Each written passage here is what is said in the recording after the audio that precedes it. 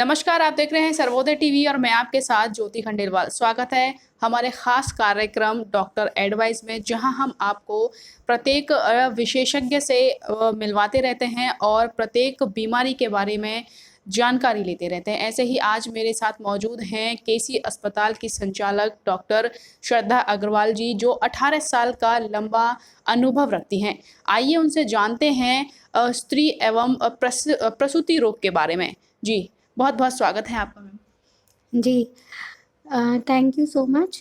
और मैं डॉक्टर श्रद्धा अग्रवाल यहाँ केसी अस्पताल में लगभग 18 साल से प्रैक्टिस कर रही हूँ। और मैं विशेष रुचि रखती हूँ अल्ट्रासाउंड में। तो आजकल हम लोग जो लेटेस्ट 4D अल्ट्रासाउंड आया है उसे कर रहे हैं।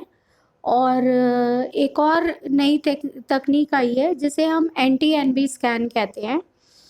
तो मेरा जो विशेष फोकस है वो NT-NB स्कैन और early detection of pre eclampsia. Pre eclampsia का मतलब ये है कि जो मरीज़ों में, जो कि गर्भवती महिलाओं में 20 हफ्ते के बाद BP बढ़ना शुरू हो जाता है, उसका हम कैसे जल्दी से जल्दी डिटेक्शन कर सकते हैं। हम 13 हफ्ते पे ही 11 से 13 हफ्ते के बीच में ये पता लगा सकते हैं कि इस महिला को आगे BP की परेशानी होने वाली है प्रेगनेंसी में या नहीं होने वाली।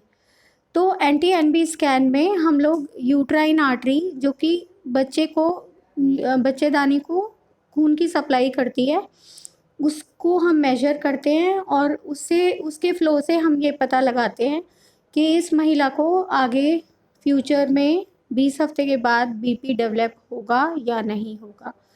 तो ये एक अच्छी आधुनिक तकनीक आई है जिसका उपयोग हम सभी को करना चाहिए, सारे ऑब्स्टेट्रिशियंस को, जिससे कि हम अर्ली स्टेज पे ही ट्रीटमेंट देके, उपचार देके गर्भवती महिलाओं में BP द्वारा होने वाली परेशानियों को रोक सकें।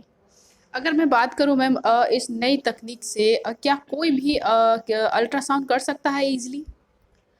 नहीं, इस टेक्निक को एक्चुअली सीखने के लिए मैंने काफ़ी साल लगाए हैं।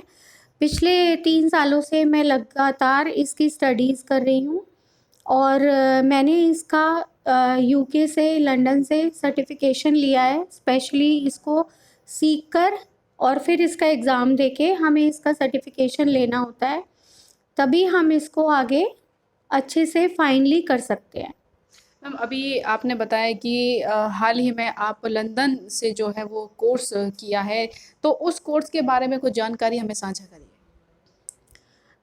ये जो कोर्स होता है, ये इसको हम FMF सर्टिफिकेशन कहते हैं, यानी कि फीटल मेडिसिन प्रोग्राम सर्टिफिकेशन होता है ये। इसमें जो फीटल मेडिसिन का मतलब ये है कि जो बच्चे के अंदर जितनी भी हमारी आनुवांशिक जो कमियां होती हैं और जो कि अर्ली स्टेज पे पता लगनी चाहिए, उसे हम जल्दी से जल्दी पता लगा के उसको हम एक स्टेप ले सकें, उसकी आगे जांचें करा के उसको सही समय पे टर्मिनेट कर सकें। क्योंकि अगर एबनॉर्मल बच्चा आगे प्रेगनेंसी में बढ़ता है तो वो माँ के लिए भी मेंटल ट्रॉमा होता है और पूरे परिवार के लिए एक मेंटल ट्रॉमा हो सकता है।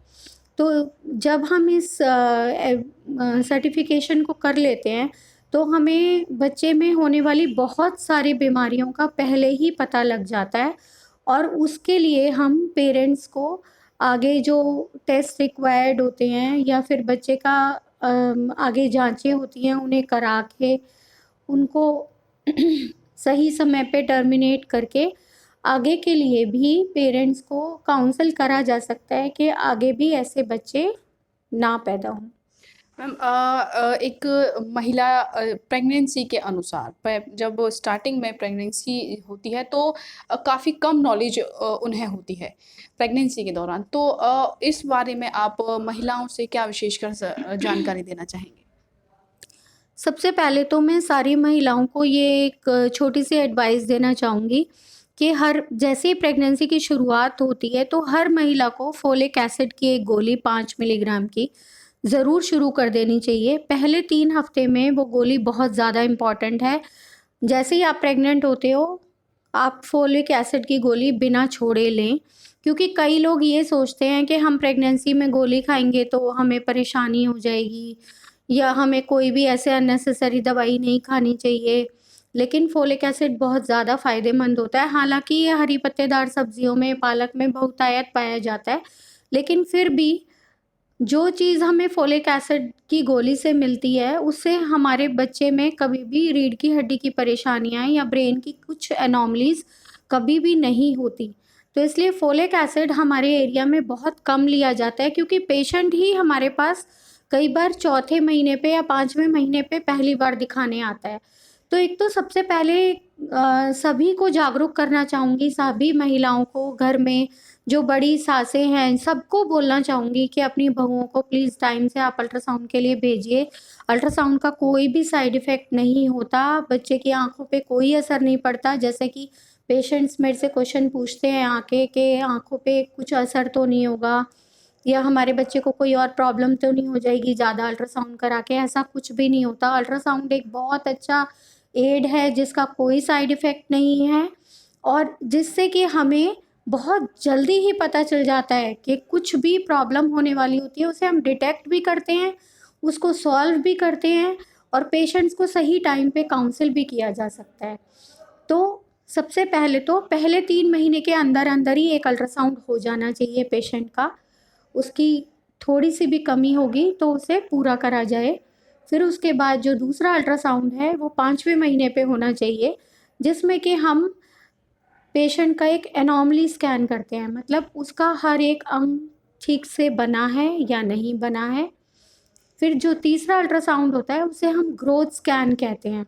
ग्रोथ स्कैन 7वें और 8वें महीने पे ज़रूर होना चाहिए, जिससे कि हमें पता चले कि बच्चा ठीक से बढ़ रहा है या नहीं बढ़ रहा। ये 3 स्कैन्स तो मस्ट हैं ही। इसके अलावा भी अगर हमें किस बच्चे में कोई भी कमी महसूस होती है तो हम उसे बुलाते हैं पेशेंट को कि आप हर 15 दिन पे आइए या हर 20 दिन पे आइए, तो उस दौरान भी अल्ट्रासाउंड होना चाहिए। तो ये थे मेरे साथ केसी अस्पताल से डॉक्टर श्रद्धा अग्रवाल, जिन्होंने हमें बताया कि अल्ट्रासाउंड का कोई भी साइड इफ़ेक्ट नहीं होता और समय समय पर अल्ट्रासाउंड करवाते रहिए। मेरे साथ देखते रहिए सर्वोदय टीवी इंडिया।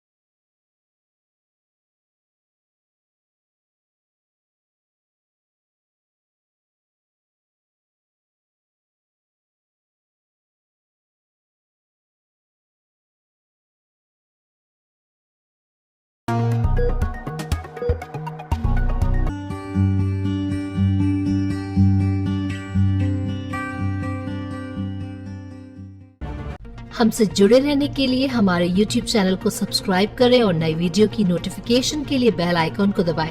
अगर आप ये वीडियो Facebook पर देख रहे हैं तो लाइक जरूर करें और ज्यादा से ज्यादा शेयर करें। धन्यवाद।